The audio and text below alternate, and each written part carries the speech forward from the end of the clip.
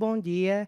Sejam bem-vindos a mais uma edição do programa Em Pauta. A partir de agora, estamos ao vivo pelo youtube.com/UERN-TV e também no canal 23.1 da TCM.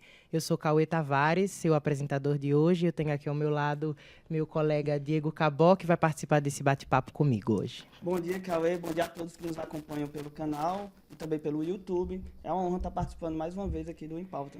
Hoje nós vamos conversar um pouco com Jéssica Bezerra, ela que é psicóloga, e nós vamos conversar sobre dois temas muito importantes no mês de hoje. Setembro Amarelo, esse tema recorrente, né? E bullying.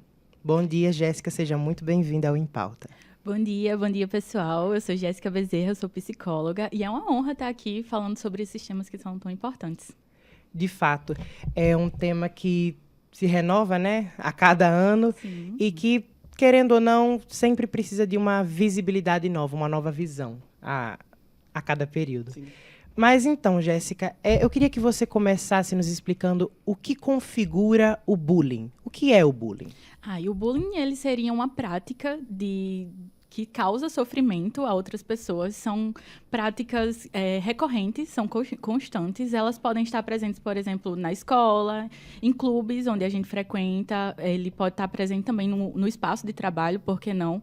Ele pode ser cometido por uma ou mais pessoas, mas é isso. Ele é essa presença de... Pode ser verbal, pode ser físico, e que é uma coisa recorrente, que acontece com uma frequência, sabe? Que não é um episódio único, por exemplo. Qual a sua opinião? Digamos que algo que alguém disse foi ofensivo para mim, mas a pessoa não teve a intenção de me causar dor. Você acredita que isso também seria bullying? É bullying a partir do momento que a pessoa repete, né? Me causou sofrimento. Eu posso falar com essa pessoa, olha, isso me causou sofrimento, isso não foi legal, não gosto desse tipo de coisa.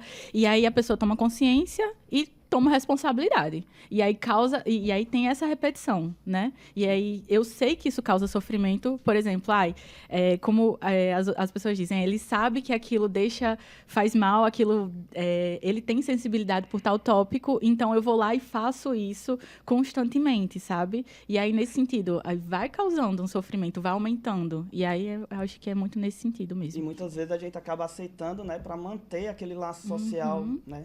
Que não é muito bom, né? Sim. E assim, quais são os efeitos que o bullying ele acarreta, né, no desenvolvimento psicológico, né, do indivíduo? Eu diria que muitas vezes adolescentes, crianças ou adultos também que eles sofrem bullying, eles passam a ter mudanças de comportamento, sabe? É algo que me gera sofrimento. O que é que eu faço quando eu estou em sofrimento? Geralmente, eu me afasto mais, eu fico mais sensível, e aí eles podem causar, né, sofrimento, aquele desejo de sair daquele lugar. É um lugar onde eu não posso sair. E aí, como é que eu fico nesse lugar? Por exemplo, tenho que ir para a escola todos os dias. É aquele desejo de faltar, aquela falta de cuidado comigo, já que eu não sou tão importante, já que as pessoas me tratam tão mal, não se importam com o meu bem-estar. Então, eu também não me dou tanto valor nesse sentido, sabe? E aí vai intensificando. Sim. E você até falou, né, alguns dos sinais, né, de que a pessoa está sofrendo bullying. Mas, assim, existem outros sinais de que o jovem ou então o adulto ele está sofrendo esse processo de bullying, né, esse ato, ele expressa isso de alguma forma implicitamente? Há como a gente perceber esse tipo de comportamento? Olha, tem pessoas que deixam isso mais claro e tem pessoas que são mais, né, tentam de alguma forma, né, como você disse, ficar naquele espaço, já que faz sentido para mim estar naquele espaço, não porque eu me sinto bem, mas porque eu me sinto incluído de certa forma. Mesmo estando excluído, eu me sinto fazendo parte desse grupo. E aí, tem coisas que as pessoas falam, né? Se é na escola, por exemplo, em casa, aí a gente já fica mais recluso, a gente já tem aqueles mudanças de comportamentos nesse sentido. E aí, nesse sentido, a gente vai mudando, sabe? Tem coisas que a gente fala, eu não gostaria de estar mais, não quero ir. E aí, esse tipo de comportamento, sabe? Às vezes é muito nítido, às vezes nem tanto. Por isso que a gente precisa ter uma atenção maior, sabe? Um olho muito... atento. Mas, então, sobre a relação do bullying com o Setembro Amarelo. Pode parecer claro, óbvio para alguns. Mas por que é importante a gente reforçar a discussão sobre bullying durante esse período do Setembro Amarelo? Eu diria que o bullying é uma das causas, sim, que causam essa ideação suicida, por exemplo. Porque eu estou em sofrimento. E aí, quando eu estou em muitos sofrimentos, existem formas de a gente lidar com isso. Como eu saio desse sofrimento que é tão intenso? Muitas vezes pensando em tirar minha própria vida. E aí, por isso que existe essa associação. Vamos falar sobre isso para tentar evitar, né, trazer debates, trazer esse foco em saúde mental para tentar sair um pouquinho, né, desse estado de sofrimento gerado pelo bullying que pode causar ideação suicida. E antes, né, o bullying era muito delimitado nos espaços sociais, né? Mas com a internet a gente percebe que cada vez mais ele tem migrado, né, para a rede. Então, como é que se dá esse processo de cyberbullying? Como a gente pode evitar, de certa forma? Sim, eu diria que, inclusive, é ainda pior, né? Porque antes, quando a gente falava sobre bullying, era muito restrito a um lugar. Então, eu estou na escola e aqui é onde eu sofro e aí eu vou para casa e é o meu lugar de segurança. Mas hoje, quando a gente fala sobre o cyberbullying, ele está comigo em todo lugar. O celular, ele acompanha a gente em qualquer lugar que a gente vai, né? Então, eu estou em sofrimento na escola, os meninos, o pessoal da escola que me causa esse sofrimento. Aí tem um grupo do WhatsApp, tem uma página no Instagram, tem alguma coisa nesse sentido que aí reforça esse bullying que vai comigo até a hora de dormir, sabe? E é importante que existam campanhas nesse sentido, né? Porque, olha, se tá comigo em todo lugar, é muito mais intenso. Não tem uma pausa, né? E é muito mais forte. E costumam também disfarçar o bullying, né, como memes, né? Que, na verdade, não são memes, são ofensas. Brincadeiras de mau gosto, tudo isso. Mas como é que a gente pode reconhecer esses sinais de que uma pessoa que está passando pelo processo de bullying está entrando em uma crise e, de fato, chegando a pensar, considerar o suicídio? Muitas vezes, como eu disse antes, eles têm alguns sinais, né? Tem pessoas que têm esses sinais de reclusão. Em casa, por exemplo, a gente fala sobre os pais porque eu passo muito tempo na escola ou eu passo muito tempo no trabalho, por exemplo. E aí, em casa, tem a falta de cuidado, eu não estou mais me cuidando tanto, eu não quero mais sair, eu não converso. Por exemplo, crianças, adolescentes não têm tantas amizades com pessoas da mesma idade, então são sinais também que a gente precisa estar atento. E, sabe, não saio muito de casa para socializar, sabe? Não vejo razão nesse sentido. E aí são sinais que a gente pode ir vendo, até na fala mesmo, de depreciação, autodepreciação nesse sentido. E assim, quais são as estratégias mais eficazes para apoiar emocionalmente essas vítimas de bullying?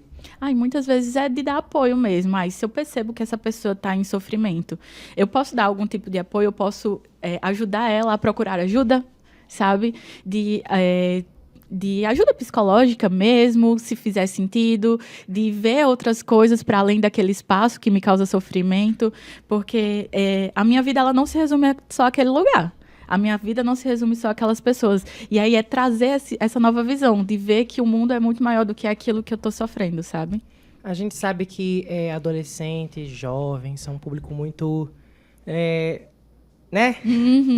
Um público um pouco volátil. Sim. Então, como é que a gente pode incentivar esse público a falar sobre as suas experiências com o bullying, a se abrir e, mais importante de tudo, procurar ajuda quando eles estão nessa posição? Sim, eu diria que, de fato, é um público muito difícil, porque é uma fase de transição.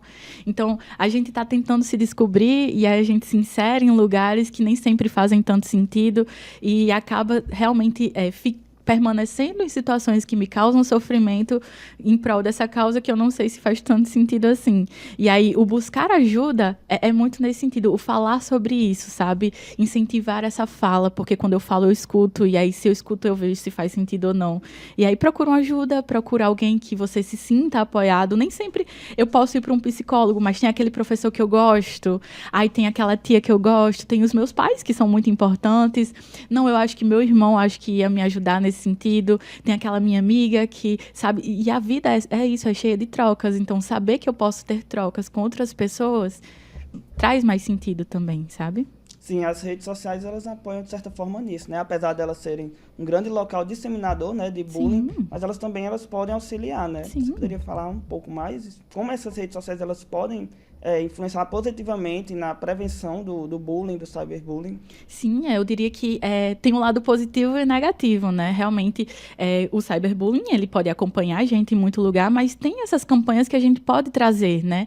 Tanto das redes em si, né? De talvez não trazer tanto público menor para, por exemplo, ter uma idade específica de crianças que podem começar a usar, que já existe, né? Talvez incentivar essas contas mais privadas nesse sentido. E aí, trazer campanhas, sabe? Isso seria mais de um poder mais público nesse sentido, de trazer campanhas voltadas para esse tipo de tema que é realmente muito importante, diria que de saúde pública. E, Jéssica, infelizmente, recentemente a gente teve no Brasil um caso bem marcante numa escola de São Paulo, né, uma escola particular, de um aluno vítima de bullying, né? E, assim, eu queria saber como é que os pais, os professores, eles podem identificar, né, e combater o bullying nesses ambientes.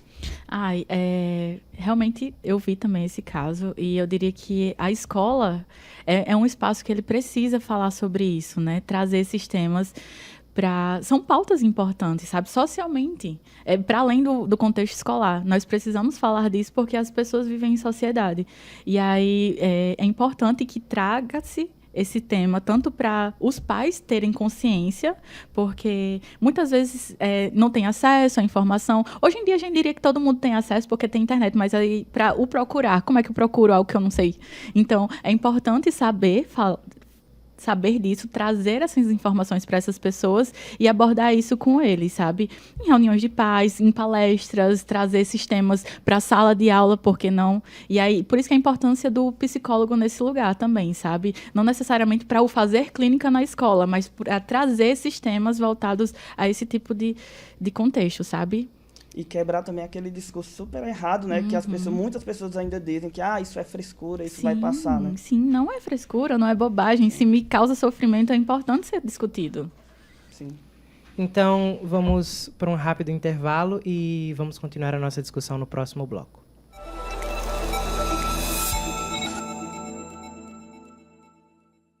Toda quinta-feira você confere aqui na UERN-TV o programa Saúde em Foco. Temas importantes relacionados à saúde são debatidos com a presença de especialistas e, claro, com a participação do público. Saúde em Foco, toda quinta-feira, às 11h30 da manhã, ao vivo, aqui na UERN-TV.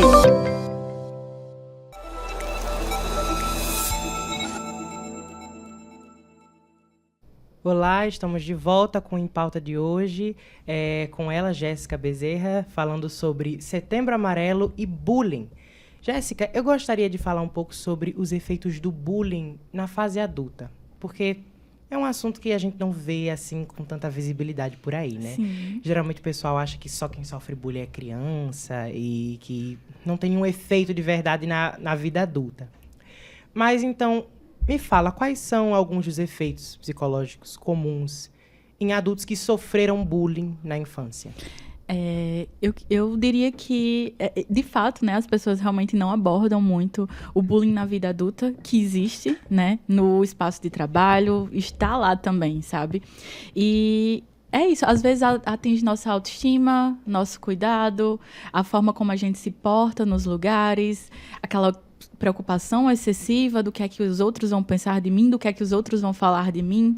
E muitas vezes é decorrente, né, desse sofrimento que foi vivido, por exemplo, na infância, na adolescência. E assim, como é que o bullying ele pode impactar nos relacionamentos pessoais e profissionais na vida adulta? Eu diria que pode impactar, sim, porque a gente torna-se mais recluso. Muitas vezes coloca essa ideia de não importância, de que o meu sofrimento ele não é tão válido assim, porque ele é.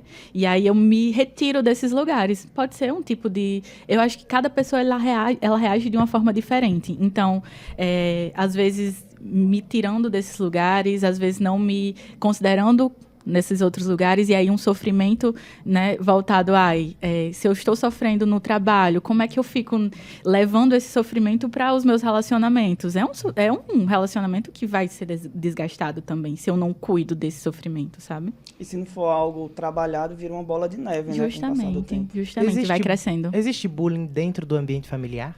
Eu diria que existe, principalmente quando a gente sabe que aquilo causa sofrimento para outra pessoa, né? E o bullying é essa repetição, né? Às vezes, eu sei que aquilo causa incômodo, então eu vou lá e fico incentivando, fico aumentando aquela coisa, aquela fala que eu sei que incomoda, às vezes uma agressão também que eu sei que incomoda. A gente fala sobre violência domiciliar, que também acontece muito, e aí é importante a gente saber se é uma coisa ou outra. Existem diferenças entre os efeitos do bullying, tanto para a mulher quanto para o homem? Existe alguma diferença ou os efeitos eles são semelhantes na vida? Eu diria que é diferente, sim, porque, por exemplo, as mulheres, nós desde pequenas, nós somos ensinadas nós somos muito sensíveis, nós sentimos, e os homens não, né? Os homens eles não sentem, eles não podem chorar, eles não podem demonstrar. Eu fico feliz porque hoje em dia a gente está tentando quebrar isso bastante, mas isso ainda existe.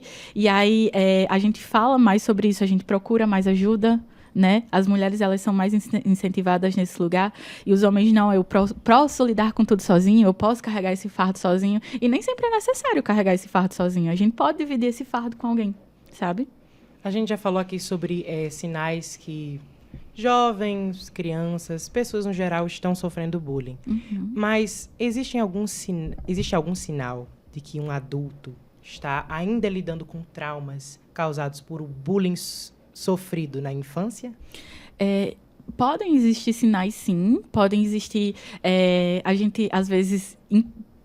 deixa aquilo como se fosse parte de mim, aquele sofrimento. Às vezes, eu sou uma pessoa que não gosto de conversar com todo mundo, eu me preocupo muito com a opinião do outro, eu me retiro dos lugares porque eu não sei se eu sou o suficiente. E aí é muito um sinal que vem do passado. Mas pode ser que não seja, e pode ser que isso não faça tanto sentido para mim. E aí, quando a gente busca a terapia, a gente busca uma ajuda, de certa forma, a gente vai vendo o que é que faz sentido realmente para mim, o que é que eu realmente quero. Eu gosto desse lugar, eu gostaria de sair desse lugar, como é que eu posso sair desse lugar? E aí são formas que a gente vai vendo de todo um processo, porque se vem comigo por muito tempo, não vai ser do dia para a noite que vai sair de mim. Sabe? A gente também tem que se respeitar nesse lugar de, olha, eu sou ser humano, sabe? Vamos indo aos pouquinhos, vamos nos descobrindo também. Sim. E assim, qual seria essa relação entre o bullying e na infância, né, e o desenvolvimento de transtornos mentais na vida adulta? O que isso acarreta a longo prazo, né? Sim, quando a gente fala, por exemplo, sobre o Setembro Amarelo, muitas vezes as ideações suicidas, né, esse desejo de morte, ele pode ser, sim, pode vir de um transtorno mental, um transtorno de humor, por exemplo. E aí, quando a gente fala sobre esses transtornos, a gente sempre investiga muito o contexto, né? Tanto biologicamente, quanto, tem alguém na família, como é que é o espaço social onde essa pessoa está inserida, porque tudo influencia, sabe? Tudo influencia, de certa forma, no despertar, por exemplo, de uma depressão maior, de um transtorno bipolar. E aí é importante a gente realmente ver como é que esse contexto, investigar tudo isso e ver como é que são formas de lidar com isso, sabe? Você já tratou algum paciente cuja a reclamação principal seria bullying? Sim, já tratei tanto pacientes que sofreram bullying na infância, que tentam hoje em dia sair desse processo, né, me preocupo muito com a opinião do outro, sinto que meus chefes cobram muito de mim, e aí o que é que eu faço sobre isso, né, e como é que eu me descubro como uma pessoa que eu quero ser. E também atendo hoje em dia pessoas que sofrem no ambiente de trabalho, de cobranças que não fazem sentido com minha função. E aí, o que é que eu posso fazer em relação a isso, né? A gente vai buscando formas de ver, esse contexto eu não posso sair. Então, como é que eu lido com ele da melhor forma possível? Fora desse contexto, como é que está a minha vida? É muito importante a gente trazer esses lados positivos. Eu trabalho nesse lugar que hoje em dia não faz mais sentido e me cobra muito, me coloca em lugares que, pela minha função, não fazem nenhum sentido. Eu posso sair desse lugar? Eu já estou investigando novos empregos, eu vou buscando novos lugares que eu acredito que vão fazer bem. A mudança, muitas vezes, vem disso, né? A mudança, ela causa ansiedade, causa medo, mas o estar nessa rede... como a gente fala, né? É confortável estar nessa zona que eu já conheço, zona de conforto. Só que, será que é confortável assim? estar nesse lugar que eu conheço, que as pessoas me tratam dessa forma, o sair para outro lugar que eu não conheço, mas que pode me trazer algo positivo, não faz mais sentido? Então, é muito nesse sentido, a gente vai trabalhando todo um processo, sabe? E assim, para a psicologia, o que instiga uma pessoa a praticar o bullying? É algum perfil? Existe alguma coisa relacionada a isso, esse perfil de praticante do ato de bullying ou não?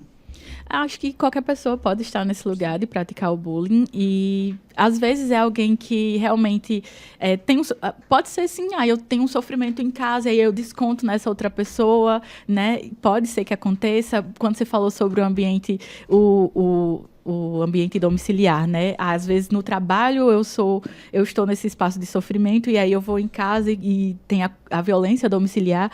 E, sabe, existem isso, mas não é porque eu sofro que eu posso causar sofrimento ao outro. Isso não é como eu lido com isso. Eu não sou responsável sobre como por exemplo, eu me sinto. As minhas emoções, elas são válidas, mas as minhas ações são minha responsabilidade. Então, a partir do momento que eu causo isso ao outro, é minha responsabilidade, sim. Então, é importante ter esse tipo de consciência. Rede de apoio. O que é que você tem a dizer sobre rede de apoio e a importância delas? Primeiro, o que são redes de apoio, Sim. certo? Porque tem muita gente que não conhece o termo, não sabe a definição. Sim, rede de apoio são aquelas pessoas que a gente busca, né, que a gente pode se apoiar. Não necessariamente, a gente fala sobre rede de apoio, pode ser familiares, podem ser amigos, podem ser professores, podem ser pessoas que me deixam confortáveis, sabe? Que eu posso me apoiar mesmo. Pode ser qualquer pessoa que eu coloque nesse lugar, sabe? E aí é muito importante ter uma rede de apoio. Quando a gente fala sobre buscar essa rede de apoio, fortalecer essa rede de apoio, quem são essas pessoas que eu posso me apoiar, que podem me ajudar nesses momentos de sofrimento? Não necessariamente eu preciso falar sobre tudo que eu sinto, mas é um lugar onde eu me sinto confortável para ser eu mesmo, sabe? E assim, como é que a sociedade ela pode ajudar a prevenir os efeitos do bullying, né, em adultos e outras pessoas que viveram essas experiências também durante a infância? Então, qual o papel da sociedade? Eu diria que é importante a gente ter campanhas de conscientização para a gente ter consciência do que causa e evitar isso, porque o causar sofrimento ao outro, ele não é uma coisa que a gente precisa buscar, sabe? Que a gente... Enfim... Me perdi um pouco, desculpe. Mas, assim, ainda sobre... Eu acho que junta um pouco das duas perguntas. A importância do papel da sociedade nessa luta e a formação de rede de apoio. O que é que você me diz sobre profissionais da psicologia, profissionais da saúde, presentes em ambientes como escolas, ambiente de trabalho? Porque ainda querendo ou não, saúde mental ainda é uma discussão muito suprimida, né? E o que é que você me diz sobre a importância dessas figuras no processo de combate? Sim, é muito importante, né? É importante que... Porque saúde mental é uma questão de saúde pública. Então, quando a gente fala sobre essas campanhas, é importante que o governo esteja inserido, né? Que proponha esse tipo de campanha nesse sentido. E os psicólogos, a gente vive, né, numa luta diária para a inserção, por exemplo, do psicólogo na escola. Desde 2019 já tem uma lei, eu não me recordo exatamente o nome, mas da obrigatoriedade de psicólogos e, se eu não me engano, assistentes sociais nas escolas. Porque é importante que a gente esteja lá, não necessariamente para o fazer clínico, mas muito mais voltado também para essas, sabe, conscientização de palestras, tanto com os alunos, também como com os profissionais que estão lá inseridos, porque todo mundo, né, precisa dessa conscientização voltada à saúde mental. E a rede de apoio também, né, porque nem todo mundo tem consciência disso. Então, chegar junto nesse lugar, né, de trazer os pais para que eles saibam o que é que está acontecendo, as formas como eles podem ajudar, são também um papel do psicólogo. Voltando... E uma dúvida assim que eu tenho o bullying, ele pode levar a um quadro depressivo ou uma pessoa pode sofrer bullying, não necessariamente ter esse processo depressivo, ou necessariamente sim, ela vai desencadear um quadro desse? É muito subjetivo, não necessariamente se uma coisa funciona para uma pessoa, ela vai ser para todas as pessoas. Cada pessoa funciona de uma forma diferente.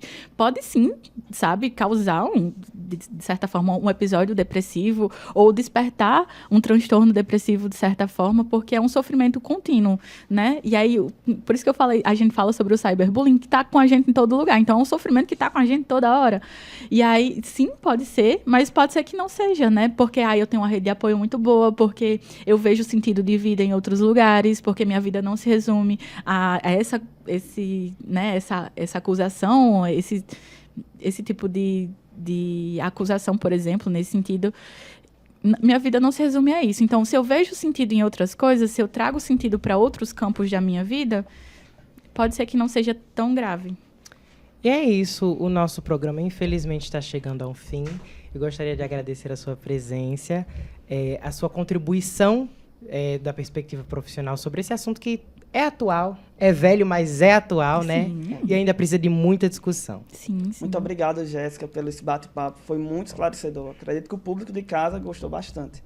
Lembrando que você pode assistir a nossa programação e a uma série de outros conteúdos no nosso canal do YouTube, youtube.com/UERN-TV. E nós temos mais um encontro marcado na semana que vem com mais um programa do Em Pauta. Eu gostaria de agradecer pela sua audiência e até mais. Até mais.